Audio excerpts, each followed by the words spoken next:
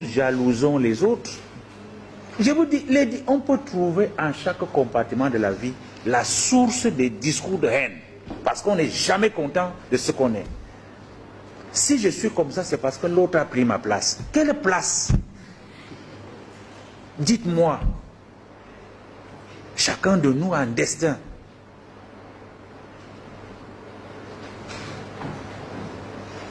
À partir de cet instant, si nous retrouvons l'humilité, que d'aucuns qualifient de faiblesse, mais l'humilité est une force, celle-là qui nous réconcilie avec le Très-Haut. Je ne vous ai pas dit d'être naïf. Loin de nous ce discours de naïveté. Vous devez être réaliste et comprendre que votre propre bonheur est aussi lié au bonheur des autres. Et j'aime souvent le redire, et souffrez que je le redise encore aujourd'hui. Nous sommes aujourd'hui trop préoccupés par le matériel. Et croyez-moi, il ne faut jamais être heureux seul.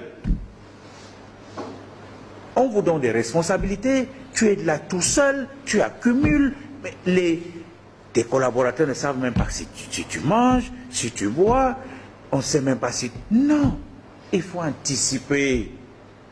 Chacun de nous a besoin d'un peu de lumière. Quand Dieu vous place quelque part, vous devez faire le bonheur autour de vous. Chaque chef qui est chiche, qui a le franc en main, ne mérite pas sa place. Commentez comme vous voulez.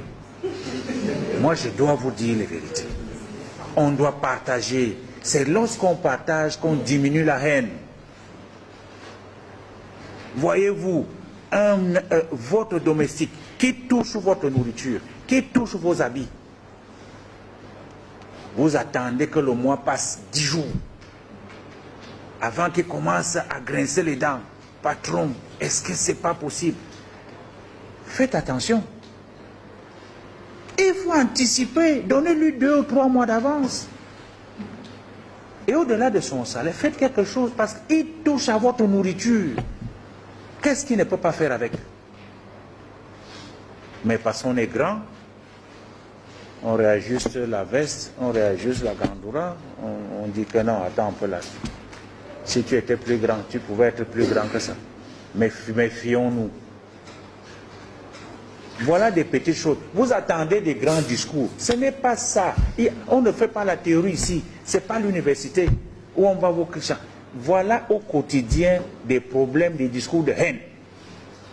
Et là, c'est la haine que vous entretenez dans votre propre famille. Parce que vous méprisez le domestique, vous méprisez le chauffeur. Vous méprisez votre épouse.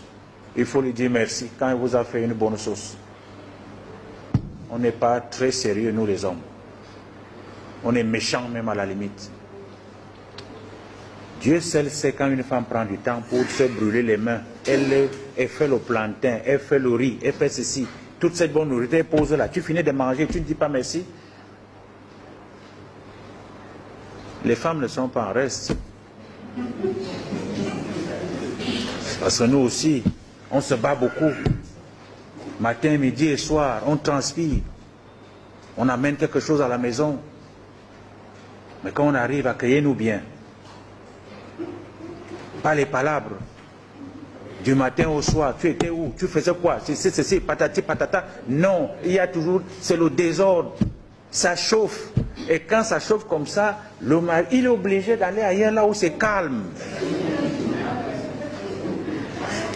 Voilà les discours de haine. Parce que je vous assure, laissez les dictionnaires, laissez les choses compliquées. Regardons autour de nous. Que faisons-nous pour que la vie soit allégée, soit moins pénible? Chacun de nous a une responsabilité.